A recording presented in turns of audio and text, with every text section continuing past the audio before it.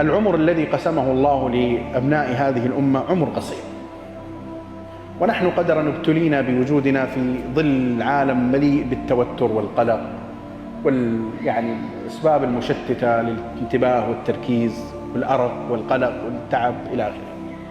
يا جماعة الخير، لنحاول ألا نفقد السكينة في ظل كل هذه التوترات، لنحاول أن نعلم أو نثبت في أنفسنا أن الشأن ليس في معايير الآخرين ولا فيما يقوله الناس عنا ولا في كثرة العمل، وإنما الشأن في أن يرضى الله عنك.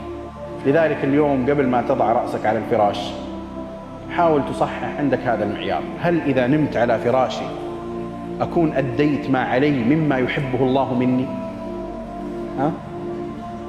حاول تخلي هذا هو الهدف اليومي. إذا جعلت هذا هو الهدف اليومي فهذا مما يعين الإنسان على تحقيق السكينة بإذن الله تعالى. وطبعا احنا ما نتكلم عن مثاليات، الإنسان يبقى ضعيفا ويبقى مخطئا ويبقى مقصرا، لكن لا نفقد هذه السكينة. صدقوني يا جماعة الخير، من يعيش في هذه الحياة بسكينة والله العمل إن شاء الله يكون طيبا ومباركا ومثمرا. وأختم بالآية التي بدأت بها في بداية هذا اللقاء. قال الله سبحانه وتعالى: من عمل صالحا من ذكر أو أنثى وهو مؤمن فلنحيينه حياة طيبة. ولا تنسوا أن العلماء قالوا في هذه الآية: الحياة الطيبة هي القناعة والرضا بما قسم الله، وعزة الإسلام في النفس، وحياة القلب والإيمان والسرور بما